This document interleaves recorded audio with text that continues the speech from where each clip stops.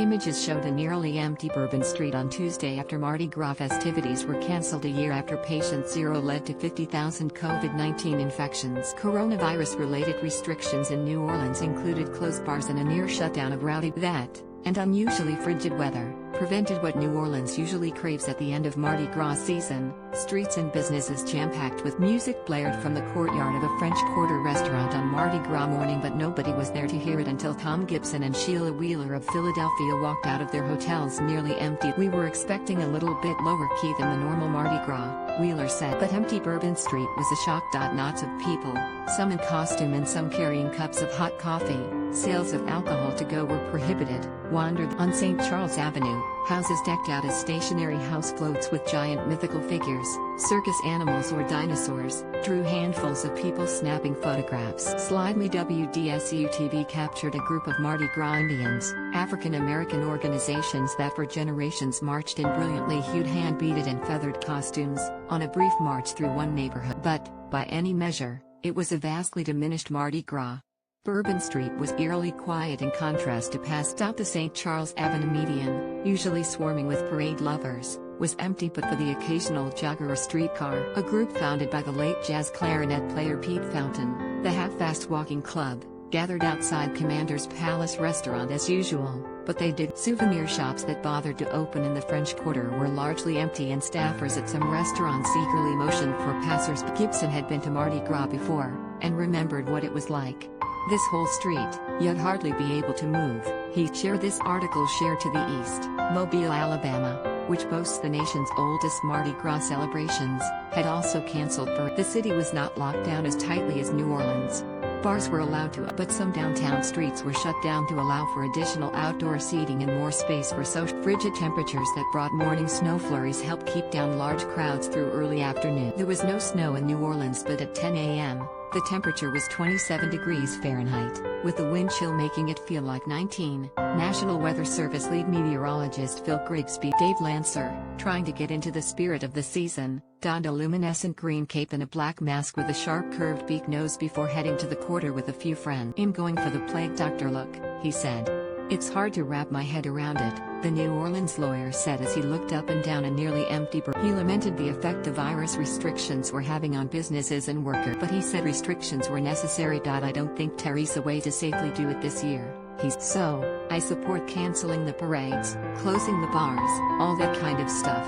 It's just kind of the reality." Earlier, Michael Bill was getting a fast food breakfast from a takeout window just off Canal Street at the edge of the front. He surveyed the empty street. "The cold doesn't bother anyone. It's the COVID," Bill said. He said he has been a ghost tour guide for 10 years but was furloughed because of business slowed by the coronavirus pandemic. He didn't blame New Orleans Mayor LaToya Cantrell for the restrictions that canceled parades and have shuttered many businesses. "The mayor's doing the best she can," Bill said. Cantrell recently ordered even bars that had been allowed to operate as restaurants with conditional food permits were shuttered for 5 days that began. Bars will be closed from February 12th to February 17th, and no establishment, such as restaurants, will be allowed to sell to-go alcohol. Pedestrians and vehicles will not be allowed on some of the city's most popular streets from 7 p.m. to 3 a.m. and there will be no parking zones in effect. Indoor gatherings will be limited to a maximum of 10 people and outdoor gatherings to a maximum of 25 guests. Various estimates showed hotels were likely to be anywhere from 1/3 to more than half full, far below the 90% plus bookings of most years. And city and state officials all but warned tourists away. If people think they're going to come to Louisiana, anywhere, or New Orleans and engage in the kind of activities they would have pre-pandemic, then they are mistaken, and quite frankly they are not welcome here to do that, Governor John Bel Edwards said at a recent news conference. Mardi Gras crowds last year that were later blamed for an early Louisiana outbreak of COVID-19. One reveler at last year's Mardi Gras celebration may have been the catalyst for 50,000 cases of the coronavirus, a new study. It's well known that the 2020 Carnival celebration in Louisiana at the end of February made the state one of the earliest U.S. pandemic hotspots. But researchers now believe a single person likely brought the virus to the city in the weeks before Fat Tuesday and spawned tens of thousands of infections infections due to people crowded together and sharing food and drinks without masks. They suspect that the patient zero of Mardi Gras infected 800 people within the 2 weeks separating February 13, the conclusion of the festivities on Ash Wednesday, February 26, and those 800 then went on to spread the infection to another 50,000 people in Louisiana and neighboring states. The team, which consisted of several institutions including the Scripps Research Institute, Tulane University and Louisiana State University Health Shreveport, says the outbreak went largely undetected due to a lack of testing and mitigation efforts in place at the time. The first case of COVID-19 in Louisiana was reported March 9.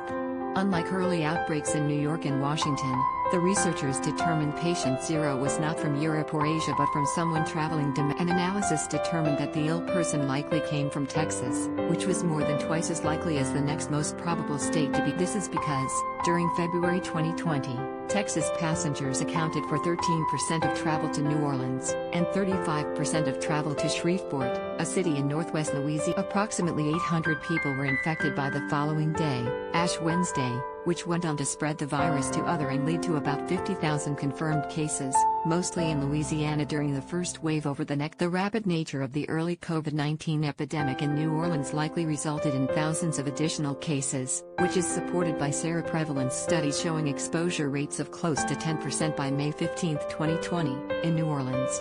Compared to neighboring states that did not experience the same explosive first waves as Louisiana, the CDC estimated that the seroprevalence in Louisiana was 35% to 134% higher than in other states in the southern U.S.